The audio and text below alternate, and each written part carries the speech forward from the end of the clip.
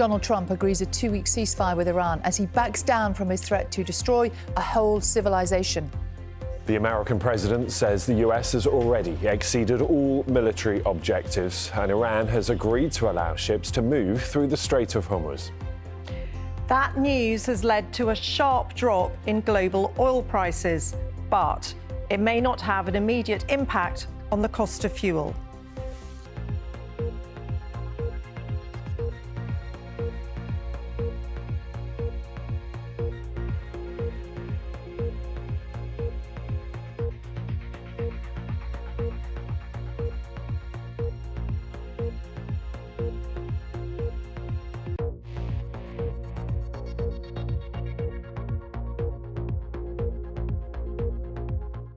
Well, the deal that follows negotiations with officials in Pakistan is centred around the reopening of the Strait of Hormuz. It's a key corridor for global trade. Now, since the war started over 5 weeks ago, Iran has effectively imposed a blockade of that waterway for the US and their allies by threatening to attack any passing vessels. Well, in a post on social media, the US president said, "I agree to suspend the bombing and attack of Iran for a period of 2 weeks. It will be double-sided ceasefire," he said. This isn't the first deadline, though, that President Trump has set and then extended during this conflict. So let's have a look at some of his comments over the past few days. Well, on Sunday, the US leader published a message, one filled with expletives, in which he reiterated his threat, saying that Tuesday will be power plant and bridge day, all wrapped up in one. While Mr. Trump demanded that Tehran open the strait or risk living in hell. Well, yesterday, Donald Trump upped the ante dramatically as he warned that a whole civilization will die if a deal was not struck between the US and Iran before his deadline of 1 a.m. UK time on Wednesday. Well, in a new social media post published almost 2 hours ago, the president appeared hopeful about bringing the war to a permanent end, writing, "A big day for world peace. Iran wants it to happen. They've had enough. Likewise, so has everyone else." Well, yesterday, his deputy, the US Vice President J.D. Vance, warned that if Iran didn't agree to a deal, they would continue to suffer economic consequences. Tonight at 6, President Trump says it's a big day for world peace as the US announces a 2-week ceasefire in the war with Iran. Now we have a chance at real peace and a real deal. But tonight there are multiple cracks in the ceasefire and reports of Iran preventing shipping passing through the Strait of Hormuz. And more than 100 people are reported killed and hundreds more injured in Lebanon in one day, as Israel says the ceasefire doesn't apply to its war on Hezbollah. We'll be live with our correspondents in Washington, Beirut, Jerusalem and Islamabad. The White House has announced President Trump is dispatching a negotiating team for talks this weekend on ending the war against Iran. I'm Sumi Somaskanda, live at the White House, where we've just received confirmation that the Vice President, J.D. Vance, will be leading that negotiating team in Pakistan. Well, the truce is still fragile. Iran's Revolutionary Guards have threatened to respond if Israel doesn't stop its attacks in Lebanon. Meanwhile, officials in Lebanon say Israeli strikes have killed at least 254 people and wounded hundreds more across the country. Global stock markets have risen and the price of oil has fallen in response to the deal, despite uncertainty over the reopening of the Strait of Hormuz. Hello, good evening. US President Donald Trump has declared it a big day for world peace after announcing a 2-week ceasefire in the war with Iran. Both sides, though, are claiming victory. Iran said Donald Trump had failed to destroy the Islamic Republic's government.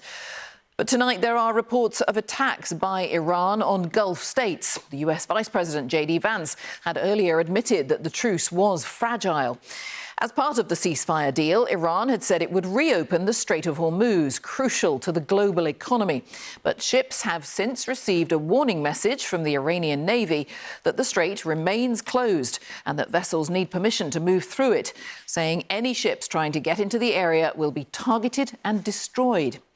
We'll be looking at the situation in the region, including the Strait of Hormuz and the impact the war is having globally. And meanwhile, Israel continues to attack Lebanon with what it says are its biggest strikes there yet. It maintains the ceasefire doesn't cover its conflict with the group Hezbollah. Hospitals in Beirut are reportedly overwhelmed with casualties. We'll have the latest from there. But our first report tonight is from our international editor, Jeremy Bowen.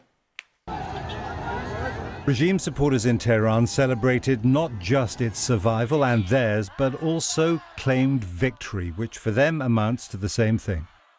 The ceasefire, in the words of the US Vice President, is a fragile truce, violated as it was being celebrated a number of times, according to Pakistan, the country that brokered it.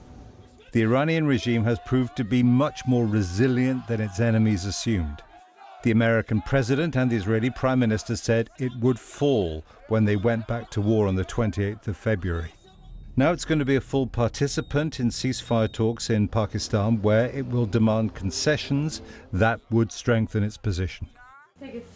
In Geneva, where they were negotiating when Iran was attacked and its supreme leader killed, the Iranian ambassador hinted at hard talks ahead. We are not putting any trust on the other side. So our military forces are keeping their preparedness, they are keeping their vigilance to react to any scenario. But meanwhile, we will go for negotiations to see how serious the other side is. In Washington, the U.S. Defense Secretary was celebrating victory as hard as anyone in Tehran.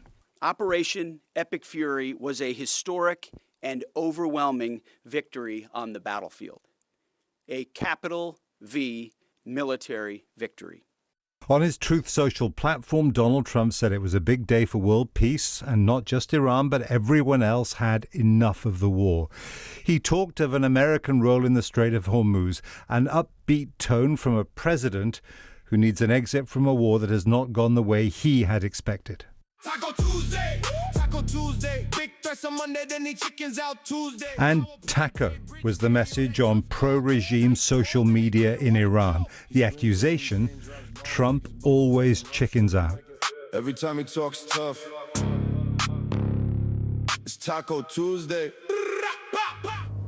It might be harder at the talks in Pakistan to get a deal on this waterway, the Strait of Hormuz, than on Iran's nuclear program. Closing the strait is Iran's most potent weapon, putting a chokehold on 20% of world oil and gas. Iran says that for 2 weeks, ships can transit the strait with its permission. Without it, they will be targeted and destroyed. Clearly, gaining control of the Strait of Hormuz was the most brilliant military achievement of this war, and it is precisely this that made Iran the winner of the war. The Islamic Republic cannot claim victory merely by surviving. I think the unfair situation in Iran will continue. Things will become normal, but unfair. The war will end, but I have a few questions for those who support the war. Has the Islamic Republic been overthrown now? Has freedom arrived? Keir Starmer flew into the Gulf, visiting British troops in Saudi Arabia. The Saudis and other Gulf states do not want America to declare victory, then leave them with an angry and aggressive Iranian regime. I think there'll be a sense of real relief, there certainly is across the region and for the United Kingdom. But there's work to do, and I'm here in Saudi Arabia and neighbouring countries now to carry out that work in support of what we're all seeking, which is that this ceasefire should be not a temporary ceasefire, but a permanent ceasefire. In Lebanon, there is no ceasefire. Israel intensified its attacks, the biggest of the war so far, killing dozens and wounding hundreds. Israel says this is a war on Iran's ally, Hezbollah. For more and more Lebanese, it feels more like a war on their country. And it is another sign of the deadly turbulence that is gripping and changing the Middle East, where all the warning lights are still showing red for danger ahead. Jeremy Bowen, BBC News. Well, we'll have more about the bombardment of Lebanon in a few minutes, but first we go to the United States, which began its war on Iran nearly 6 weeks ago. Has it achieved its objectives? And what does this fragile ceasefire mean for the US and for President Trump, both at home and on the world stage? Our North America editor, Sarah Smith, is in Washington. Sarah. Yeah, where Donald Trump today is insisting that he has scored a great victory, a military success.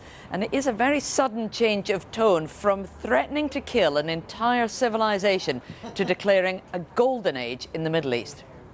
President Trump pulls back on his threats to blow up Iran. A double-sided ceasefire. President Trump made the announcement last night and claimed a complete and total victory. Can Donald Trump really claim complete and total victory in Iran?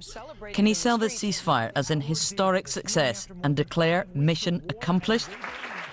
In Budapest today, Vice President J.D. Vance may soon be heading to Pakistan to negotiate a final deal with Iran.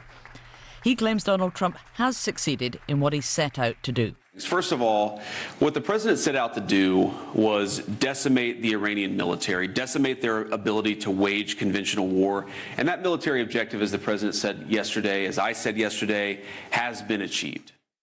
Ever since he launched this war 40 days ago, Donald Trump has declared many and varied different objectives. 1 week in, he insisted there will be no deal with Iran except unconditional surrender. He talked of total regime change, of the Iranian people rising up to overthrow their government and removing all nuclear material from the country, culminating in this ominous, notorious threat that a whole civilization will die tonight. Bombastic bragging about American military superiority is now matched with an insistence that America won this war on the battlefield. The world's leading state sponsor of terrorism proved utterly incapable of defending itself, its people, or its territory. We untied just a fraction of our strength, and Iran suffered a devastating military defeat. In Washington today, the NATO Secretary General meeting the Secretary of State and later Donald Trump. The president says he'll never forget the lack of support from NATO countries, but Mr. Trump's conduct in this conflict has also reshaped how America's allies view their relationship with the US. And Sarah, even J.D. Vance called this ceasefire fragile. Where does this all leave President Trump tonight? Well, for all his boasts of success, the president now has 2 weeks to try to secure an agreement with Iran that makes it look as though this war was worth it for America. It's very hard to convincingly claim at the moment that he really has achieved all he set out to in Iran. So the question is, now, after 40 days of conflict, with the US having substantially destroyed Iran's conventional weapons capability and sunk most of its navy, can he now secure an agreement that wasn't possible 6 weeks ago before he launched these attacks? And having so readily agreed to this ceasefire and backed off the menacing threats that he was making just 24 hours ago, does Donald Trump and the United States now have more leverage over Iran than it did before it launched this conflict? Sarah, thank you, Sarah Smith. Well, as we've heard, Israel says it's carried out its largest coordinated strikes yet on Hezbollah in Lebanon. Negotiators said the ceasefire deal included Lebanon, but Israel says it doesn't extend to its war with the militant group, which is backed by Iran. Nick Beek is in Jerusalem tonight, and Hugo Beshega is our correspondent in Beirut. Hugo, first to you.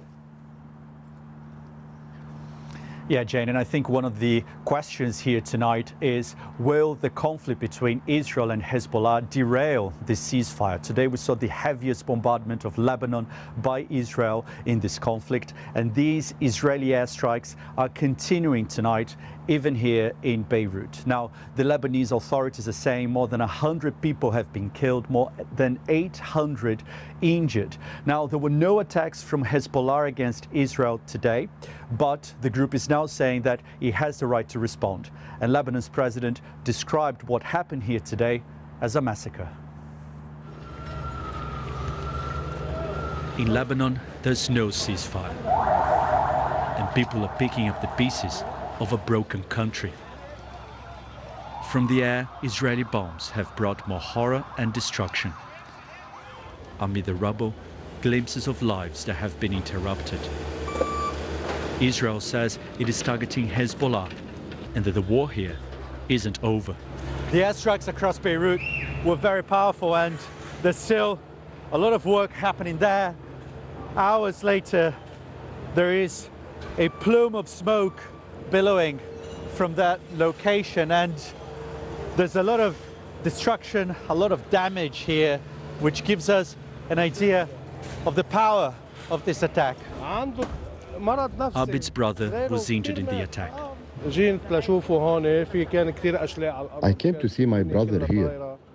There was a lot of body parts here. Only people are getting harmed. What should the people do? We can't do anything. I wish I was a bomb so that I can blow up whoever is responsible for this. The enemy doesn't have mercy. We've come to the other side of the building and the airport road is over there and downtown Beirut. It's not really far from here, and it's still difficult to believe that something of this scale has happened in this part of the city. The Lebanese are exhausted. This is a war that many here don't want to fight. And in a country of so many faiths, some appear to be losing hope. Hugo Bashega, BBC News, Beirut. And let's go to Jerusalem and our correspondent Nick Beek. Israel showing no sign, it seems, Nick, of ending its attacks on Lebanon there.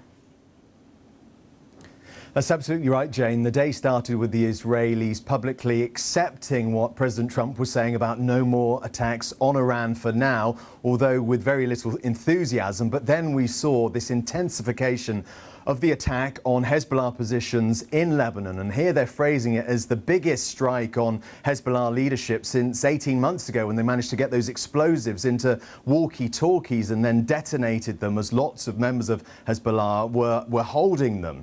What we've seen today is President Trump suggesting that Israel is within its rights as part of this ceasefire deal to be hitting Hezbollah positions in Lebanon. The United Kingdom and European partners are saying that they want to see no more fighting there. We're hearing very shortly from Prime Minister Netanyahu. There has been reporting about just how successful he was in this personal sales pitch to President Trump before the war with Iran started, how he managed to convince him to do what no American president had wanted to do beforehand. It does seem now that President Trump made that decision unilaterally to back away from the strikes on Iran. But once again, it's the actions of his Israeli partners that do seem to be imperiling this very fragile ceasefire, as well as these reports of Iran continuing to break the terms of the deal. Nick, thank you. Nick Beek in Jerusalem. Well, as we've been saying, there's confusion tonight about the status of the Strait of Hormuz, the vital shipping route, after vessels in the Gulf were warned by Iran that it remained closed. But earlier today, following news of the ceasefire, oil prices fell by about 15%. But despite that drop, the UK's economy is expected to be significantly impacted. Here's our economics editor, Faisal Islam. After nearly 6 weeks of burning and stranded tankers sending a wave of inflation around the world, today, finally, some relief. Here's what happened to global oil prices this morning. A significant drop of 15%. Which you can see there in the blue, still above where we were pre-war. And this is how it pushed up pump petrol prices in red. Even more, diesel went up, highest levels in 4 years. So if this holds, we should expect petrol to stop going up and then fall, perhaps by the end of the month. Likewise, gas prices fell sharply in global markets as they anticipate some resumption of Gulf flows. Again, still higher than pre-war. And the typical energy price cap bill is calculated using an average of this over 3 months. See that in red? It's meant a typical dual fuel bill of about £1,800 a year here. That's just gone down, but in July, that looks like going up again based on current market prices, but perhaps by less than expected. October is the big fear ahead of winter. Perhaps the much feared £2,000 a year typical bills doesn't now happen. Insiders do say that gas will be trickier and stickier than petrol trends as Europe looks to fill stocks up over summer. Now, expectations of generally higher inflation had this side effect, pushing up expectations of interest rates needed to control inflation. So this is the interest rate effectively charged on a loan to the government for 5 years. A drop today, you can see. This is important for 5-year mortgages, which are at a 2 to 3 year high, many of the products off the market. But this could come through here more quickly with rates stopping going up and then even falling by the end of the month, if sustained. What do we mean by that? It's all about the flow through the Straits of Hormuz. This is normal traffic 6 weeks ago. Maritime industry estimates that there are 800 vessels locked in here, oil tankers, gas tankers, but also jet fuel, diesel, urea, important for fertiliser and so for food. What did we see today? Almost no change. Less than a handful in the morning of tankers. By the afternoon, maritime reports that the Iranians had closed the strait again after Israel's attacks on Lebanon. Iran appears to control this critical bottleneck still. This could be a permanent consequence of the war. The world's biggest toll booth charging $1 million+ per tanker. Right now, it's still notable that the trickle of ships remains routed through Iranian waters. On top of that, there's damage to gas production facilities in the region that will take years to get back to normal. It may even be that free transit for a fifth of the world's energy through this key artery does not fully return. Faisal Islam, BBC News. Well, the Prime Minister, Sir Keir Starmer, has said the UK will do all it can to support the ceasefire. Let's get more from our political correspondent, Alex Forsyth. Yes, tell us more about what the government's saying, Alex. Yeah, well, Keir Starmer is actually on a visit to the Gulf at the moment, a trip that was arranged before the ceasefire was announced. But while there in Saudi Arabia, he did welcome it. It's been broadly welcomed across the political spectrum here in the UK. But while Sir Keir Starmer said that there would be a sense of relief at home and abroad, he said it was early days and there was a lot of work to be done to make it hold. And that will be part of the focus of the conversations that he is having with regional allies over the course of the next few days. The other major focus from the UK government's perspective is getting ships moving through that crucial Strait of Hormuz, because Downing Street is very conscious of the economic impact here in the UK, as you were just hearing in Faisal's piece there. More broadly, Downing Street is pretty confident in the approach that it has taken to the war, despite the fact there has been some criticism from political opponents here in the UK. But it has strained relations with the US, with Donald Trump personally criticising Keir Starmer. So there is a question now, given that, about what role the UK can play in whatever comes next. Beyond building international alliances, what practical steps might it and can it take? At the moment, things certainly still feel very uncertain. Alex, thanks for now. Alex Forsyth. Well, as we've said, Pakistan played a key role in agreeing the ceasefire. Caroline Davis is our correspondent in Islamabad. Caroline, talks expected where you are on Friday, but there have been words of caution, it seems, tonight from Pakistan's Prime Minister. Yes, Jane, exactly the same word that has been used to describe the ceasefire that we've heard throughout the evening. I've been hearing here in Pakistan since the morning, fragile.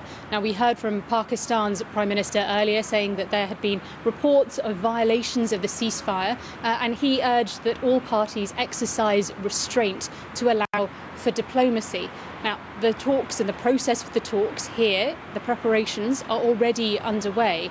The talks are expected to be happening on Friday, and according to Pakistan, both the US and Iran are sending delegations, although we haven't had a formal recognition of that from the US, nor have we had a formal recognition of exactly who would be sent and how senior those individuals would be.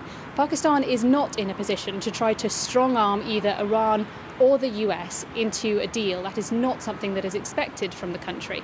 What is hoped is that by bringing those parties to the table in Pakistan, that could show an indication that there was some hope, that there was some desire to try to find common ground. But of course, there is no real trust between these two sides. There seems to be very little in the way of common ground. So it is a very big ask for Pakistan to try to find something that is lasting. Caroline Davis in Islamabad, thank you very much. Well, let's get some final thoughts with our international editor, Jeremy Bowen. Is this really a ceasefire? Where are we tonight, Jeremy? Well, it seems to be certainly declared as one and accepted as one, but there is zero trust on either side. I said in my piece at the beginning of the programme that the warning lights are still showing red for danger ahead right across the Middle East. I think strongly that that is the case. Why is that? Well, first of all, there is a war that is escalating inside Lebanon. There's the difficulty of trying to get to some kind of a lasting deal. I'm not even going to use the word peace, but some sort of a deal between Iran and the US in these talks that are coming up in Pakistan. The declared aims at the very beginning of the Americans and the Israelis have not been met. They have not delivered the fall of the regime. They have caused massive damage inside Iran, but that tactical success in assassinations and bombings has not translated into a strategic change in their favour and against the regime. If anything, the evidence is all that the strategic gains are going to the regime in Tehran. Where does that leave the people of Iran who came out to demonstrate in January and got shot down in thousands? And that, let's not forget, is what seemed to have pricked Donald Trump's interest in this whole enterprise in the first place. So this is a respite. It's a moment where they can have a chance to try to talk, to try to get somewhere, dealing with massive problems they haven't been able to deal with in the past. But the publicly declared positions of both the United States and Iran are way apart. And there is no guarantee that these talks in Pakistan are going to succeed. Good evening. The US and Iran stepped back from the brink last night, with both sides claiming victory in the war as they agreed a 2-week ceasefire. It was announced just ahead of Donald Trump's deadline, his incendiary threat to wipe out a whole civilization. The news was met with jubilation on the streets of Tehran, and Washington's defense chief said it offers a real chance at peace. But the exact terms of the deal remain unclear. Crucially, it is meant to include the reopening of the vital Strait of Hormuz. And yet Benjamin Netanyahu has denied that it covers Lebanon, which Israel today hit with the biggest wave of strikes in weeks. With our first report tonight from inside Iran, here's our international editor, Emma Murphy. Dawn broke across Iran without the sound of jets and bombardment. The overnight deal agreeing a 2-week pause in talks, bringing a peaceful start after 5 weeks of war. A society that has lived under its threat, today on the streets in greater numbers, but aware of the precarious nature of this deal. For Iranian society, as with everywhere else in this world, there is great uncertainty as to what this ceasefire deal actually means, and great uncertainty as to what it means for the future of this country. And that uncertainty is well placed. Within hours of it being agreed, it was already under strain. Not because of attacks in Iran, but in Lebanon. A wave of strikes by Israel across the country, destroying not just lives and homes there, but potentially the deal itself. One of Iran's fundamental demands was that attacks on all its allies would cease. What followed was one of the most bloody days in Lebanon's recent years. At least 100 strikes across the country, including in the center of Beirut. In the relentless wave of explosions, at least 80 people have been killed and hundreds injured.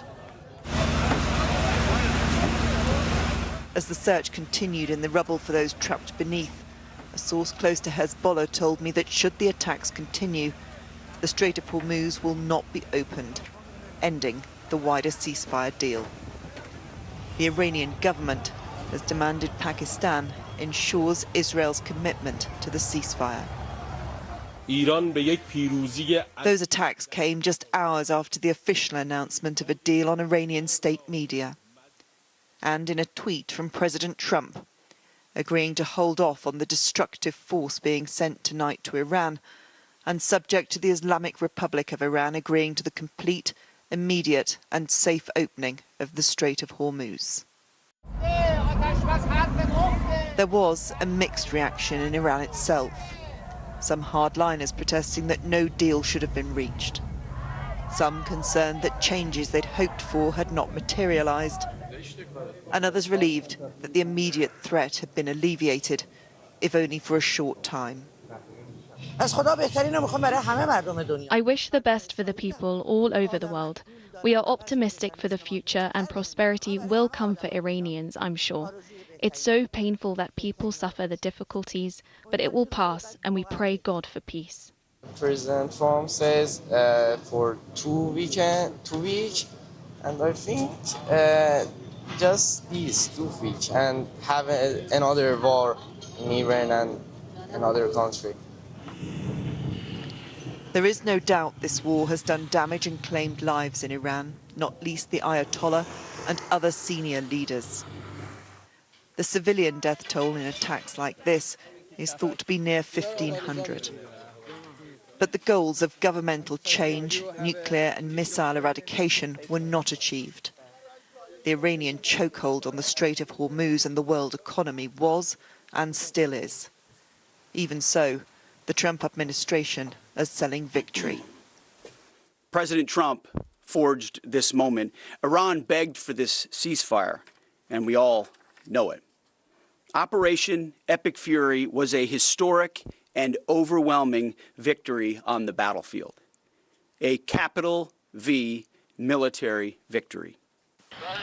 Further breaches of the ceasefire have seen attacks on Iranian oil refineries, followed by Iranian attacks on the Gulf, and a warning that should the deal falter, the Iranian response is ready. What precarious days these are. Emma Murphy, ITV News, Tehran.